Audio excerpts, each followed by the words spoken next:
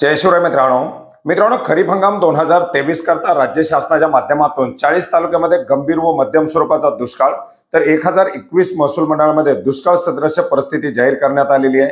याच्या संदर्भातील जीआर निर्गमित करून त्या तालुक्याची महसूल मंडळाची यादी प्रकाशित करण्यात आलेली असून या महसूल मंडळातील लाभार्थ्यांना, नागरिकांना, शेतकऱ्यांना, विद्यार्थ्यांना विविध सवलती लागू करण्यात आलेल्या आहेत। आणि याच्यामधीलच एक महत्त्वाची अशी सवलत म्हणजे 10वी आणि 12वीच्या विद्यार्थ्यांची फी माफी।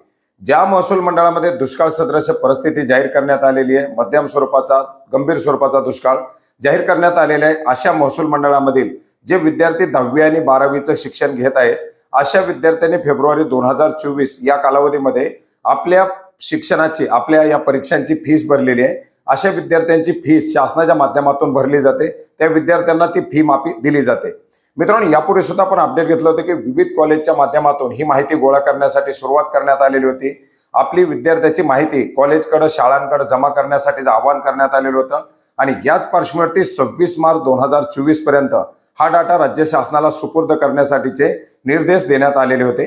परंतु विविध कॉलेजच्या माध्यमातून, विविध शाळांच्या माध्यमातून अद्याप देखील माहिती भरली जात आहे। त्याच्यामध्ये काही माहिती भरण्याची बाकी आहे आणि याच्यासाठी आता 28 मार्च 2024 पर्यंत ही माहिती भरण्यासाठीची मुदत देण्यात आलेली आहे।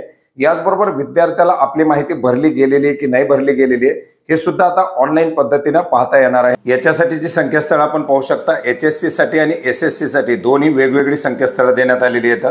याची लिंक आपल्याला डिस्क्रिप्शन बॉक्समध्ये मिळेल। याच्यामध्ये 2023-24 वरती क्लिक हिअर वरती आपल्याला क्लिक करायचे। कार्यपद्धती आपण याच्यामध्ये पाहू शकता, ज्याच्यामध्ये विद्यार्थ्यांची माहिती भरली जाणार आहे आणि याच्यामध्ये दुष्काळ सदृश असलेल्या या महसूल मंडळातील सर्व खाजगी, अनुदानित, विना अनुदानित, माध्यमिक शाळा, सरकारी शाळा ज्या आहेत, अशा सर्व शाळांतील विद्यार्थ्यांना ही फी माफी मिळणार आहे। याच्यामध्ये वरच्या सूचना मी वाचलेल्या आहेत, अशावरती टिक करून आपल्याला पुढे जावरती क्लिक करायचे।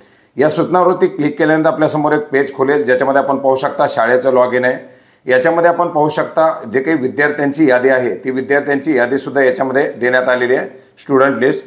याच्यावरती क्लिक केल्यानंतर आपल्याला वर्ष निवडायचे आणि वर्ष निवडल्यानंतर आपला सीट नंबर टाकून सर्च केल्यानंतर आपली माहिती या ठिकाणी दाखवली जाणार आहे।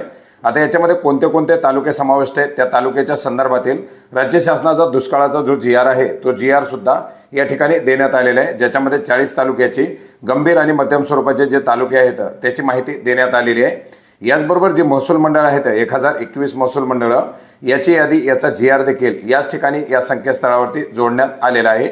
मित्रांनो, याचप्रमाणे जे विद्यार्थी 12वीचे आहेत, अशा 12वीच्या विद्यार्थ्यांसाठी HSCचं जे पोर्टल आहे ते HSCचं पोर्टल देण्यात आलेलं आहे, feerefund.hsc-ac.in।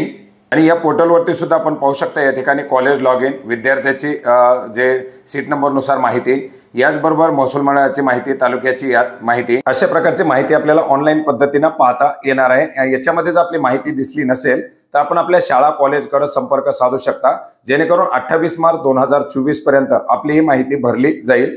तर मित्रांनो, मोठा दिलासादायक असा हा निर्णय, ज्याच्यामध्ये या दुष्काळ सदृश भागातील विद्यार्थ्यांना फी माफीचा लाभ मिळणार आहे आणि याच्याच बद्दलची एक महत्त्वाची अशी माहिती होती। धन्यवाद।